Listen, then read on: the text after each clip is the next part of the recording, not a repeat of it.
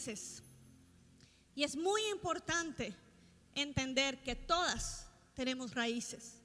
Todas tenemos lugares en donde nos hemos afianzado, en donde formamos fundamentos, pero no necesariamente porque los hayas hecho por costumbre, por tradición, por herencia o por simplemente porque eran formas de pensar y así te las enseñaron, tienen que permanecer allí. Nosotros hemos sido llamados a echar raíces en lo que es verdadero, en lo que permanece, en lo que es justo, y es nuestra decisión decidir en dónde vamos a plantarnos y cuáles van a ser nuestros fundamentos, porque hay una ley espiritual que fue una ley natural primero, que fue cuando el Señor dijo y bendijo a todo árbol del huerto y le dijo: dé conforme a su fruto, conforme fue diseñado, conforme fue plantado, de conforme a ese fruto. Y así es, hasta el día de hoy, así es. Por lo tanto, dependiendo de donde yo decida cuál va a ser mi origen, mi fundamento y mi raíz, así va a ser mi fruto. Yo no puedo cambiar eso. Por eso es importante mirar bien y que el Espíritu Santo en este tiempo nos revele. Miren, yo siempre aconsejo a las mujeres cuando van a algún lugar que no traten de tomar nota a punto 1, punto 2. Si lo puede hacer, hágalo, pero es importante que escribas con la fecha del día, el momento, qué te dijo Dios, qué reveló Dios, qué luz trajo Dios a tu vida, porque tú viniste a ese congreso a eso, a decir: Señor, hoy yo aparté este tiempo, yo invertí en lo eterno, yo invertí en mí y yo, Señor, estoy con oídos abiertos. Yo no quiero ser testaruda, yo no quiero ser una que oye y no pone por obras. Yo quiero ser una que oye y cambia y actúa y pone por obras. Esa es la única, ¿verdad? Esa es la forma de crecer, no hay otra. Entonces, pensando en este tema, yo me pregunto y te pregunto a ti también: ¿en dónde estás anclada? ¿En dónde has decidido tirar anclas en tu vida? Usted sabe que los barcos, cuando decide un capitán: aquí vamos a parar por una hora, por 2 días, por una noche, para que el barco permanezca en el lugar donde el capitán decidió que se quedara, ¿qué necesita hacer? Tirar un ancla. Pero no solamente tirar un ancla, necesita asegurarse que el ancla quedó bien agarrada, porque a veces no quedan bien agarradas, a veces quedan sobre troncos, y si no le hace una presión, si no ejerce una fuerza en contra, no vas a ver si el barco realmente está bien anclado. Y lo que sucede es que muchas veces nos equivocamos en dónde tiramos el ancla, y a veces estamos ancladas por experiencias, ya sean dolorosas o por conceptos equivocados. Nos anclamos en lugares equivocados. Y la Biblia habla que la única ancla que tú tienes que tener en tu vida se llama la esperanza. La esperanza. El libro de Hebreos nos dice, en el capítulo 6, en el versículo 19, nos dice, escuche: tenemos como firme y segura ancla del alma una esperanza. Yo quiero repetir eso. Hebreos 6, versículo 19 nos dice que tenemos un ancla. ¿Cómo está el ancla? Firme y segura. Es un lugar donde de ahí no se mueve. ¿Cuál es esa ancla? Dice: una esperanza que penetra hasta detrás de la cortina del santuario. Y esa ancla la llevó Jesucristo. Esa ancla pudo atravesar esa cortina del santuario, porque Jesucristo entró a través de ese sacrificio y ahí decidió poner el ancla y decir que esto que Él pagó y que Él compró, que Él garantizó para cada una de nosotras, se va a dar y es firme y segura, porque fue Él mismo el que la ancló en ese lugar. Pero si hay un arma terrible contra nuestra ancla, es todo lo que quiera apagar nuestra esperanza. Y ese es el mensaje que yo te quiero traer en esta noche. Cuando a ti se te quiere robar la esperanza, lo que está pasando es que tú liberas el ancla y tú tienes que ponerla en otro lado. Y entonces la pones en un momento, en una desilusión, la pones en un momento de dolor. Y las pastoras van a estar hablando de eso, van a estar hablando de cuando pones el ancla en la amargura, cuando pones el ancla en los lugares equivocados. Pero siempre es necesario poner un ancla. Ahora, cuando las anclas en un barco se colocan en los lugares equivocados, muchas veces los capitanes, yo no hablo tanto de cruceros o no sé, yo hablo de barcos más pequeños, pero los capitanes tienen que cortar la línea y dejar el ancla si quieren avanzar. Porque muchas veces las anclas quedan atoradas en rocas o en cosas que por más que muevan los barcos, me imagino que pueden ser capitanes menos experimentados, pero muchos capitanes les ha tocado cortar la línea para poder avanzar. Y el Señor durante este tiempo te va a decir, yo no sé a dónde has anclado tu vida, pero tal vez no es en la esperanza en lo que Cristo hizo. Te has detenido porque lo has anclado en lugares equivocados, pero es tiempo de que revises dónde estás anclada, dónde es el fundamento de tu vida, y si es necesario tengas que cortar esas líneas que te atoran. ¿Me estás siguiendo? Miren, y algo que yo reflexionaba acerca de este tema, de dónde está la desilusión, en qué momento podemos perder la esperanza. Se me vinieron a la mente dos palabras que parecen lo mismo, pero no son lo mismo. Y una de las palabras es la desilusión y la otra palabra es la decepción. A veces las usamos muy rápidamente, ay, estoy decepcionada, o ay, estoy desilusionada, pero son dos conceptos diferentes y yo quiero contar un poquito de qué se trata esta diferencia y que usted me siga a donde yo quiero llegar. Miren, una desilusión destruye algo que es posible pero poco probable. El que tiene una ilusión sabe perfectamente que es posible que esa ilusión no se concrete. Es algo que usted espera, pero usted no tiene ninguna garantía. Por eso se llama ilusión, porque usted no tiene ninguna garantía de eso que usted espera. ¿Me está siguiendo? Usted simplemente está ilusionada. Y muchas veces nosotros nos acercamos al cristianismo y mucho peor, nos acercamos a la persona de Dios con ilusiones, con cosas que tal vez son conceptos que alguien nos ha enseñado o que hemos creído de Dios, pero son ilusiones porque la Biblia no ha garantizado eso. Y es algo que creemos. O por ejemplo, cuando empezamos a hacer oraciones y nos ilusionamos con cosas que pedimos, pero y decimos, son conceptos tan delicados y decimos, Dios me lo va a dar porque yo tengo fe. Ey, pero un momento, es fe. La fe es una certeza, no es una ilusión, pero a veces nosotros construimos ilusiones y creemos que es una certeza y creemos que es fe. Y entonces, cuando no ocurre lo que esperamos, ¿qué tenemos? No una decepción, una desilusión. Y esa es una entrada a empezar a apartarnos. Es que yo creía, porque era una ilusión. Y todos en nuestro viaje de fe vamos a tener que preguntarnos muchas veces, esto que yo estoy creyendo, esto que yo estoy orando, ¿esto Dios me lo dijo? ¿Esto es una certeza o esto es una ilusión? Y cuando me desilusiono, soy buena para el berrinche. Hago berrinche y me entristezco.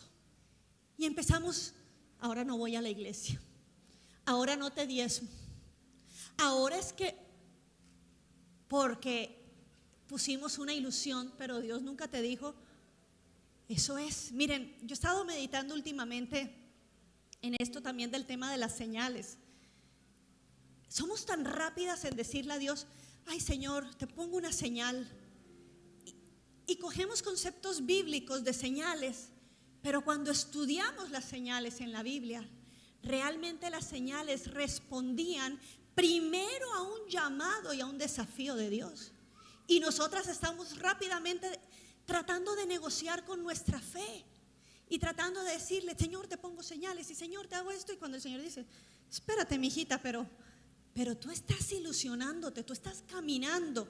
Pero como Dios es Dios y Dios es Padre, Dios no nos va a dejar malformadas, Dios no nos va a malcriar. Dios no es un Padre así. Dios en su amor y su misericordia va a permitir que muchas veces te desilusiones, pero para que conozcas quién es el verdadero Dios. Y es tu decisión decir, Señor, perdón, porque te eché la culpa a ti de algo de lo que yo me ilusioné, pero que tú nunca me prometiste, porque fue una ilusión.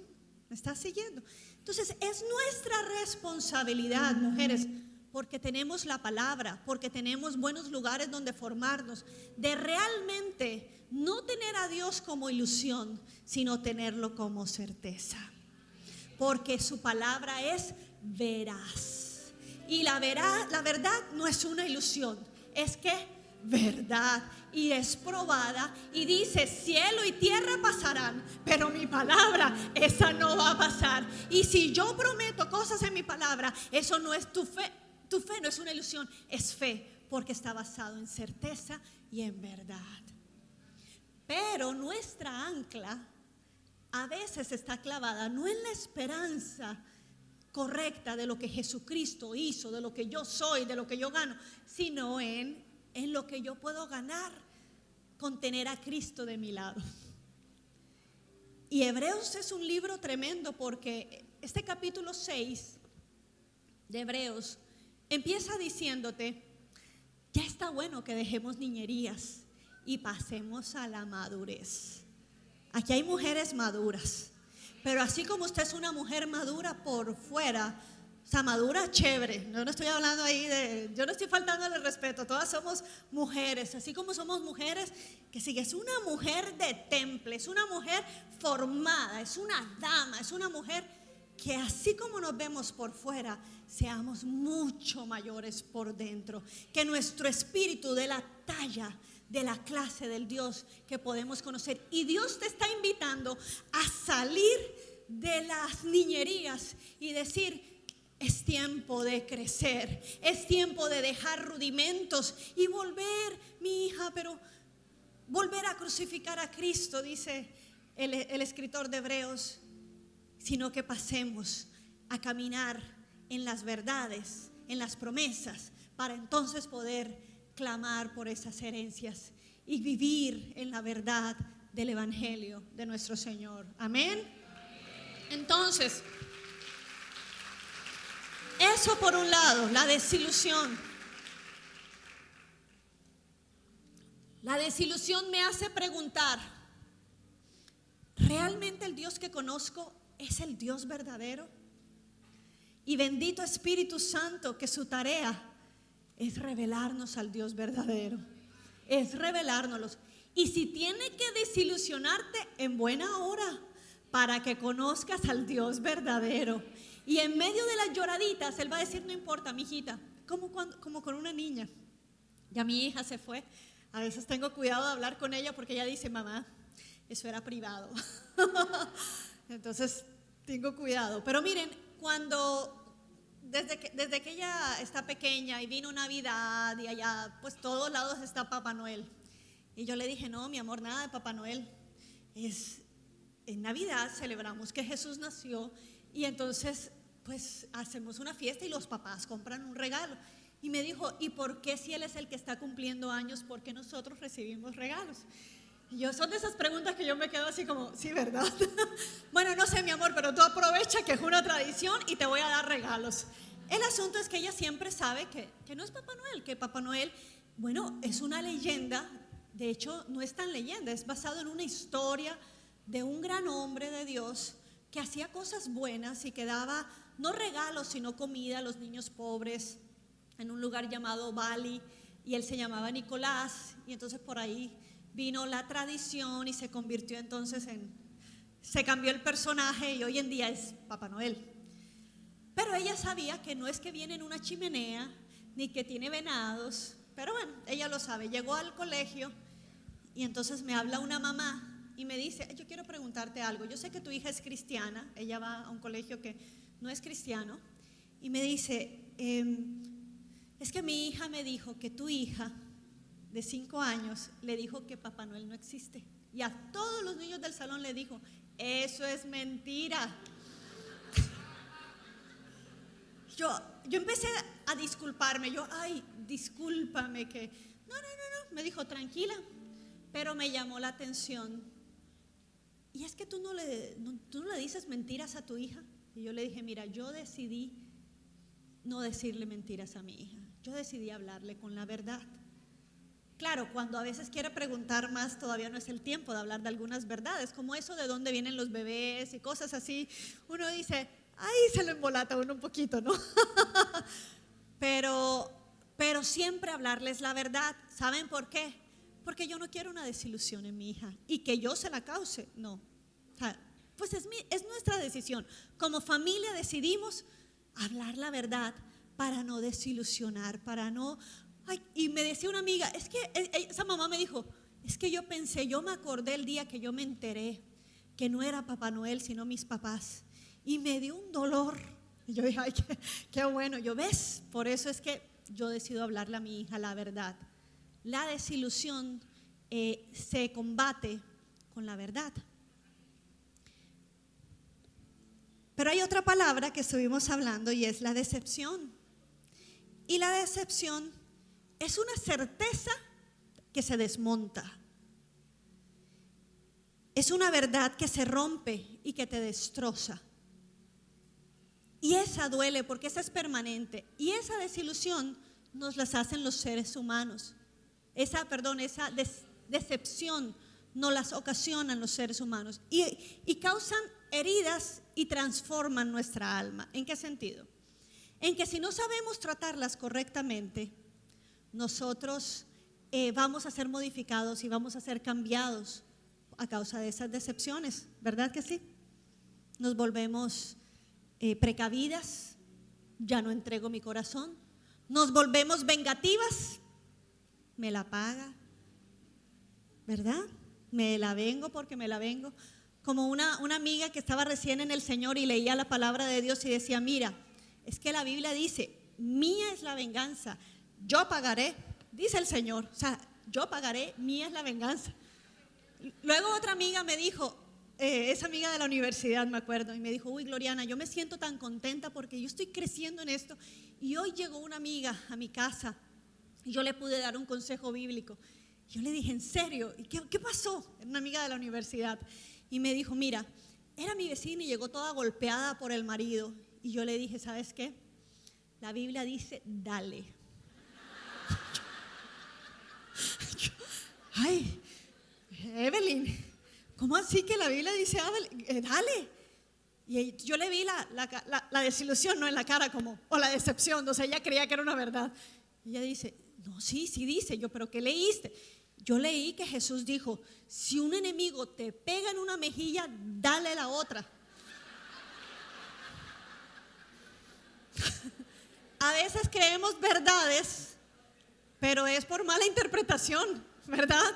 Y cuando yo le dije, no, mija, llama a tu vecina, dile que no le dé. Luego la Biblia dice otra cosa. En fin. Pero una decepción es una certeza, una verdad que se rompe. Y en el caso de la esperanza, yo te dije, muchas veces nuestra fe, nuestra esperanza es atacada a causa de desilusiones, de conceptos equivocados que teníamos de Dios.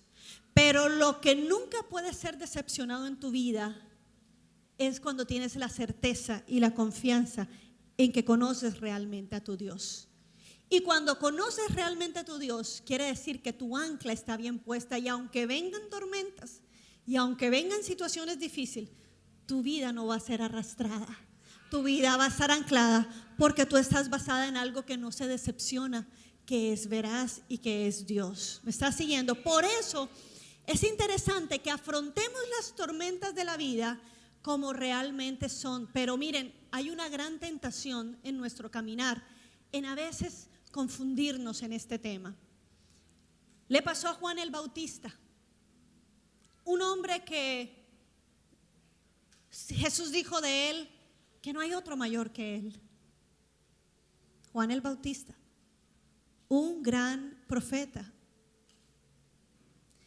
Pero cuando él estuvo en su momento de que fue encarcelado, de que no sabía qué estaba pasando, tal vez cerca de morir, la Biblia nos dice en Lucas, en el capítulo 7, en el verso 20, dice que Juan el Bautista envió a 2 discípulos de él a preguntarle a Jesús: ¿eres tú el que ha de venir o debemos esperar a otro?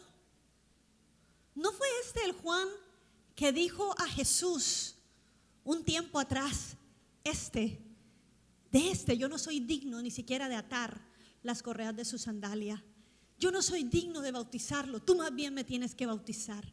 Pero algo pasa en esas crisis de la vida, en esas tormentas, que de alguna manera él dice: espérate, ¿eres tú o esperaremos a otro?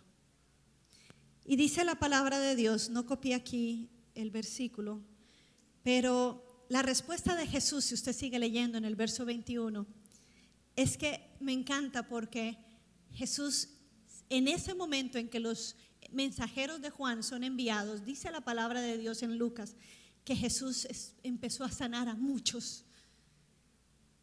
Y le dijo, y decían, ciegos estuvieron recuperando la vista, cojos empezaron a andar bien, y aún muertos resucitaron. Y luego Jesús se voltea a los discípulos y le dice: díganle a Juan lo que está pasando. El reino de los cielos ha llegado.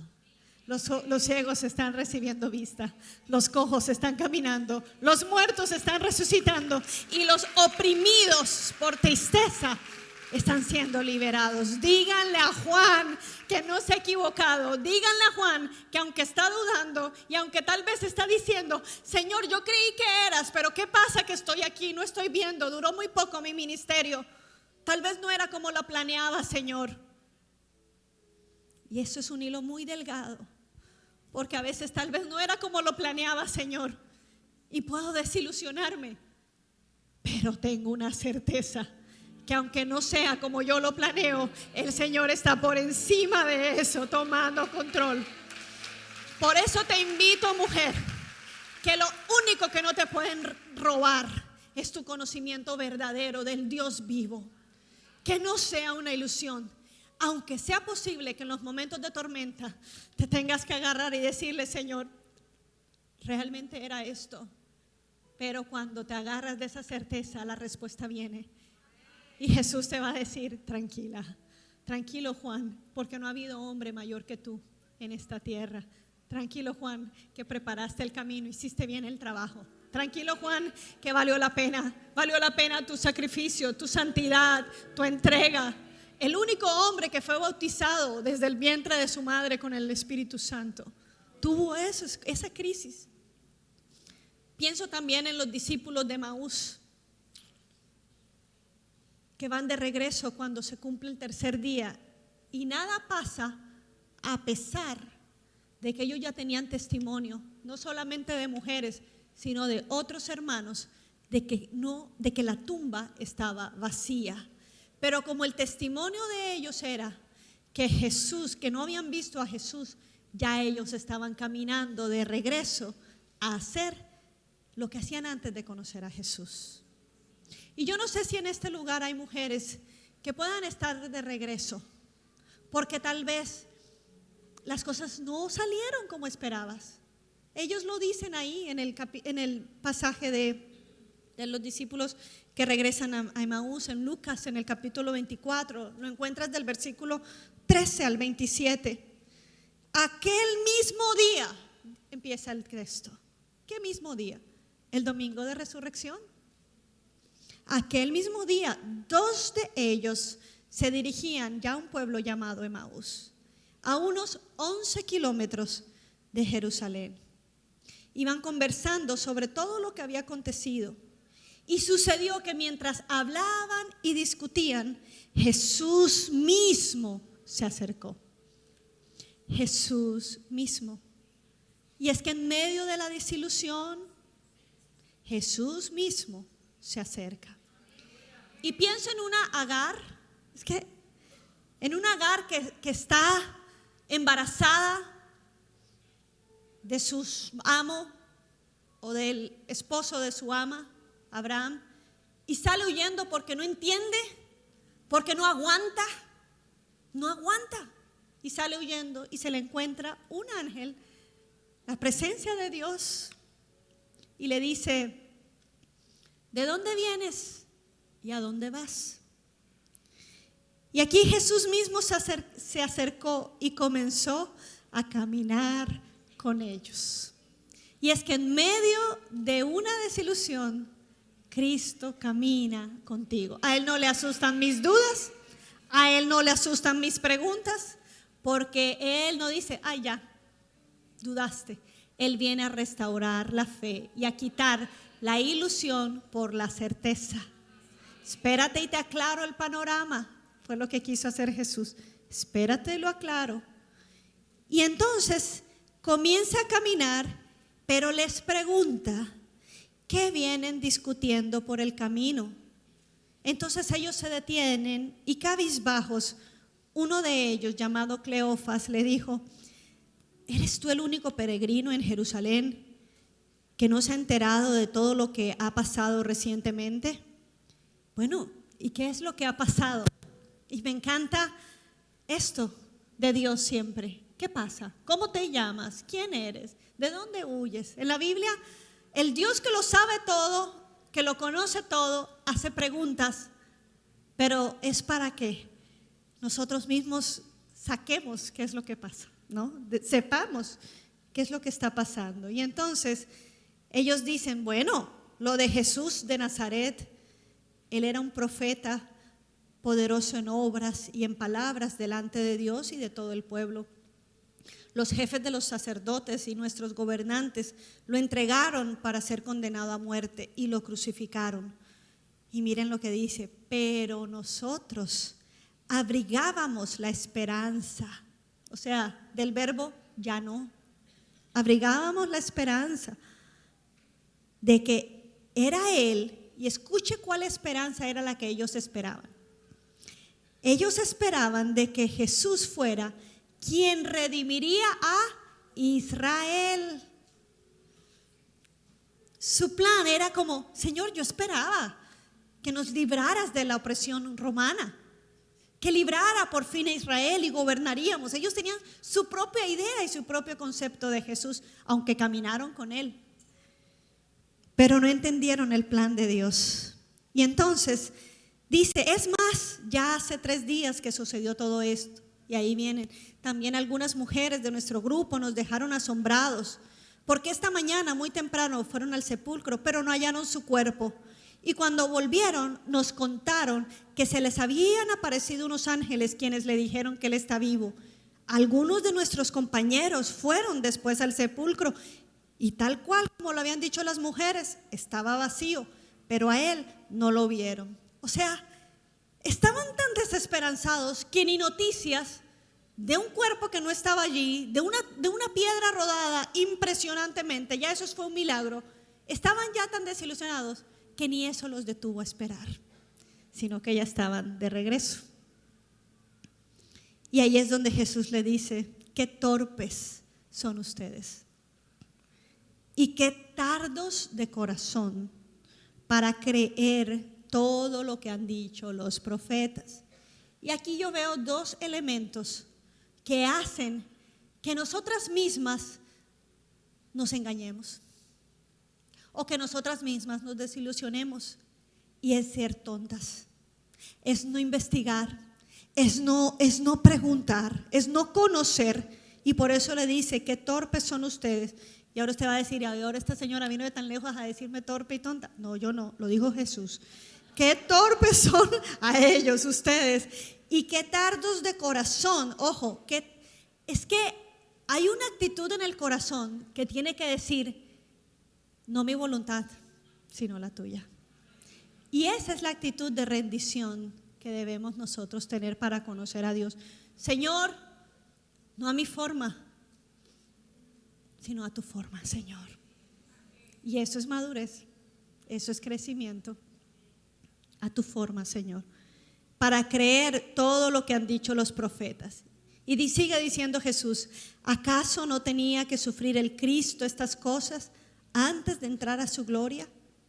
Entonces, comenzando por Moisés y por todos los profetas, les explicó lo que se refería a él en todas las escrituras. Y algo sucede cuando tú te acercas al Dios de la palabra, que es que tu corazón tiene que volver a arder. Un gran teólogo, John Stott, que ya acabó de morir, él dice que para que el corazón vuelva a arder por pasión por Dios, tienes que acercarte al lugar donde el amor por Dios arde, y es en la cruz, el lugar donde se demostró el verdadero amor por ti. El amor que no te hace promesas, el amor que cumple, el amor que dice, yo vengo, yo restauro, yo salvo, yo te digo que eres mía. Y ese es el ancla que a través de la cruz Cristo ganó y clavó, y te dice, es que yo te doy la esperanza, y como arras, como garantías de mi promesa, yo te dejo mi espíritu. No estás sola, te conviene, les decía, les conviene que yo me vaya, porque ustedes me quieren tener aquí, ustedes quieren comer conmigo, ustedes quieren verme, tocarme y abrazarme, pero solo eran 12 los que tenían ese privilegio. Pero Jesús tenía en vista una multitud. Los discípulos tenían en vista liberación de Israel, pero Jesús había dicho, es que tengo ovejas en otro corral, es que tengo personas que ustedes ni saben. Miren, ahora que fui a España, ahora que fuimos a España, conocimos el lugar que se llama Finisterre, queda en Galicia, el norte. Y Finisterre quiere decir en gallego el fin de la tierra, porque ellos no conocían en ese entonces que había un continente hermoso, con playas exóticas y mujeres hermosas que se llamaba América, y sobre todo América Latina, ¿no? Ellos no sabían de ese continente. Entonces, para ellos el fin de la tierra era Finisterre, ese punto del mar, es una roca en donde los navegantes les cuesta navegar. Y esta es la esquina de Europa. Por eso Pablo tenía ese afán de decir, me es necesario llegar a Roma, porque su meta era España en ese entonces, y conocido el fin de la tierra, porque para ellos era una encomienda el poder evangelizar, el poder compartir estas noticias. Pero el Señor sabía que había un fin de la tierra mucho más allá de lo que sus ojos podían ver. Amén. Pero lo que te quiero decir es que cuando estaba Jesús revelando que le era necesario al Hijo de Dios padecer, como dice él, les era necesario padecer, su corazón empieza a arder, su corazón empieza a arder. Y entonces se les revela, lo que me encanta es que la palabra dice que Jesús hace como que se iba, pero ellos le dicen quédate, porque lo único bueno que nos ha pasado en estos 3 días es escucharte a ti. No sabían con quién andaba, pero la verdad de la palabra les calentó el corazón y el alma, les trajo ánimo. Y él dijo, no, me tengo que ir. Y me encanta porque Jesús se hace deseado. Él empieza a provocarte. Él provoca circunstancias en donde te da prueba de mi presencia, para que sepas que si estás perdido, si estás fría de algún momento, sepas reconocer el calor de la presencia de tu Dios y decir, es que no tengo a dónde ir, es que a pesar de que yo me desilusioné, pero Jesús vino a mostrarme cuál es su verdad y su plan, que Él es firme, que Él es mi roca, que Él es mi refugio, que Él es mi lugar en donde mis pies se paran en tierra firme, y es solo esa verdad. Y de aquí yo no voy a ser desilusionada, de aquí yo no voy a ser decepcionada, porque su verdad y su palabra nunca será movida. Y entonces Jesús se queda, y solo en la comunión, cuando parte el pan, y por tradición le dicen, tú eres nuestro forastero, bendice el pan. Y cuando él parte el pan, sus manos son reveladas y dicen, con razón, en la mesa de la comunión vuelve Cristo a ser otra vez el Señor. se revela, se revela. Puede ser que estés caminando a Emaús, pero necesitas acercarte otra vez a esa comunión con tu Señor y Dios y decirle: Señor, enséñame. Señor, que mi fe no sea una fe débil porque está basado en lo que yo quiero y no en lo que tú quieres para mí. Levanta tus ojos, levanta. El Señor siempre les dice a los discípulos: alcen sus ojos y miren más allá porque los campos están listos. Levanta tus ojos porque mis pensamientos están arriba, no están abajo. Levanta tus ojos para decir: Señor, yo camino contigo a pesar de estas cosas, a pesar de lo temporal, y yo decido otra vez que mi ancla no sea desilusión, no sea decepción, sino sea la esperanza de que tengo un Dios vivo que cumple sus promesas, no mis caprichos, sino lo que Él dijo que Él va a hacer conmigo. Y yo te puedo decir aquí, yo puedo venir a contarte muchos testimonios como barranquillera, como una mujer que conoce de aquí a Dios, y Dios hace grandes cosas. Tengo muchos años, no tantos, pero unos cuantos años de testimonio y de vivir tormentas en la vida. Pero yo no me voy a detener en las tormentas. Yo simplemente te quiero decir, como una hija de Dios, que solo las tormentas se han podido pasar en nuestra familia y en nuestra vida porque nuestros ojos están puestos en Él y que Él se va a glorificar, y solo así Dios se glorifica después.